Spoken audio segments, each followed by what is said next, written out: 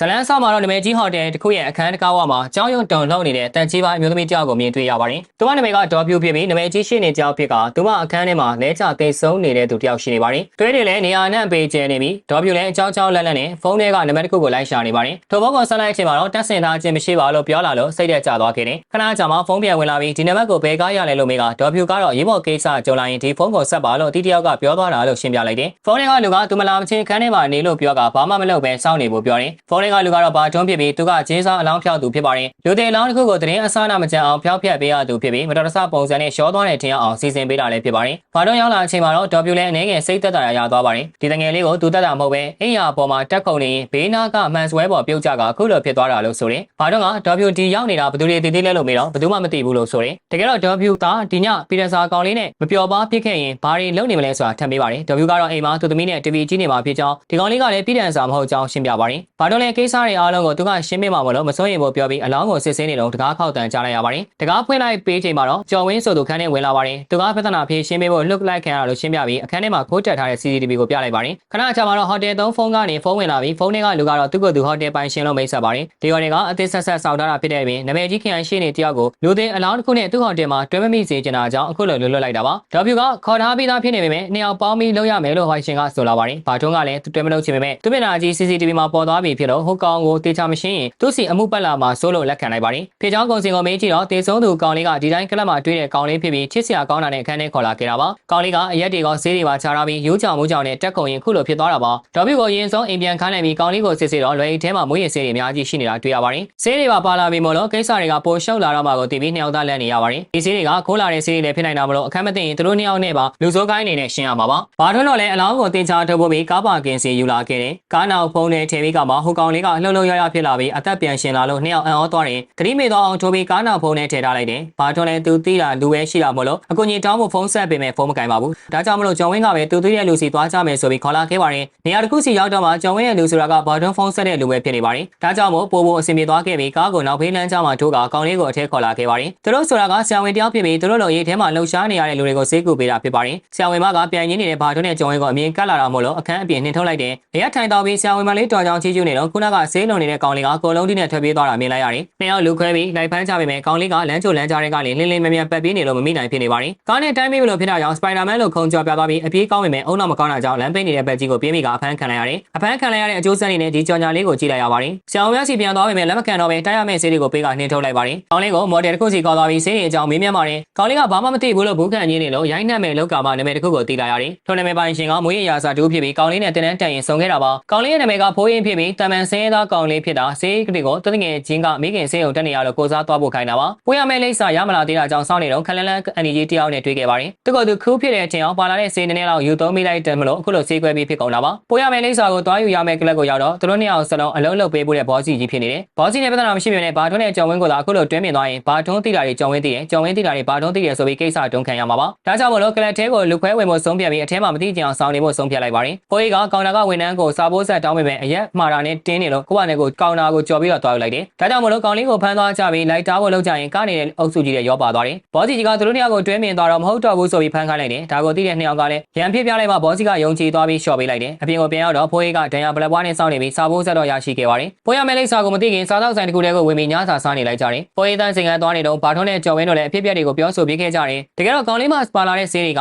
ေါင်းတစ်ခုစီကနေခိုးလာတဲ့ဆေးတွေဖြစ်နိုင်ပါတယ်။သူများစီကဆေးတွေကိုခိုးလာပြီးပြန်အောင်မှဖြစ်တဲ့အတွက်ပြဿနာတက်မှကြောက်တဲ့တခိုးကဖိုးအေးကိုအသုံးချပြီးဆေးတွေပို့ခိုင်းလိုက်တာပါ။ဆေးတွေရတာနဲ့ဖိုးအေးအသက်ခံရမယ်ဆိုတာနှစ်ယောက်လုံးကသိနေပြီးစင်ကောင်းပေမဲ့ဘာမှမတတ်နိုင်လို့လွှတ်ထားပေးလိုက်ရတယ်။ဒီလိုနဲ့ပို့ရမယ့်လိပ်စာဝင်လာချိန်မှာတော့၃ယောက်တူတူသွားခဲ့ကြပြီးဘာထွန်းနဲ့ကျော်ဝင်းတို့ကတော့ကားပေါ်မှာစောင့်နေခဲ့ပါတယ်။ဖိုးအေးကတော့ဘာမှမသိလို့ဒီကိစ္စပြီးရင်ပြီးပဲထင်ကပျော်ပျော်ရွှင်ရွှင်ပဲကိုရောင်နဲ့ဝင်သွားပါတယ်။ဖိုးအေးဝင်သွားပြီးသိမကြခင်ပါပြီးဆေးတွေခုတ်ခန့်တဲ့ခိုင်းကတနက်တွေနဲ့တူကိုရောင်နဲ့ကိုလိုက်ဝင်သွားတာမြင်လိုက်ရတယ်။ထွက်သွားပြီးကိုကြီးမလို့လုံနေတော့သူတို့ကားကိုနောက်ကနေခန်းနဲ့စော်တာခံလိုက်ရတယ်။ခန်းနဲ့စော်သူတွေကတော့ကလပ်ပိုင်ရှင်ရဲ့ဘောစီရဲ့လူယုံကရုံးတို့ဖြစ်ပြီးမတင်ကားလို့လိုက်ချောင်းနေခဲ့တာပါ။ဖိုးအေးကိုမကင်နိုင်ခင်မှာသူတို့အရင်ကယ်ဖို့လုပ်ရပြီးခန်းဆောင်မင်းအောင်ပုံနေရတယ်။တစ်ဖက်ကကြည်စံကုန်သွားလို့ကြည်ဖြစ်နေတော့မှကားထဲဖွဲ့ထားတဲ့တနက်တွေယူလိုက်ပြီးပြန်ပစ်ကအဆုံးသတ်ပေးလိုက်တယ်။သူတို့ဘောစီကတော့အလုံးအရတဲ့ကျွမ်းကျင်ပညာရှင်တွေဆိုတော့လေဒီကောင်ဒီလောက်ကအသာရပါပဲ။ဘာလို့နဲ့ကျော်ဝင်းတို့ကလည်းကိုစီကန်ဆွဲပြီးဖိုးအေးဝင်သွားတဲ့ကိုရောင်ထဲကိုတတိကြီးကြီးနဲ့ဝင်သွားလိုက်ကြတယ်။အတဲကိုရောက်ချိန်မှာတော့ကားတွေအများကြီးကိုတွေ့ရပြီးလူတွေကလည်းအတော်ရုံတေဆုံးနေကြတယ်။တစ်ဖက်ကိုင်းသားတွေပြန်လည်ပစ်ခတ်ရင်ဒီလိုဖြစ်သွားတယ်လို့သိလိုက်ရတယ်။ဖိုးအေးကတော့ကားနောက်ဘုံတစ်ခုထဲမှာအသက်ရှင်လျက်ထွက်လာတယ်။တနက်စားပြစ်ကလေးကဖိုးအေးဟာကားနောက်ဘုံနဲ့ဝင်နေလိုက်တာဖြစ်ပြီးစူညင်တဲ့နေတိတ်သွားကမှအပြင်ကိုထွက်လာတာပါ။ဘာဆက်လို့ရမလဲမေးတော့ဆေးလာပို့ရမလားဆေးတွေထားခဲ့လိုက်ဆိုပြီးဘာထုံးကပြောတယ်။ဖိုးအေးလည်းလဲချတင်ဆုံးနေသူ တွေကြားထဲမှာခေါင်းဆောင်ဖြစ်မဲ့ထင်သူထံဆေးတုပ်တွေကိုတွားချနေလိုက်ပါတယ်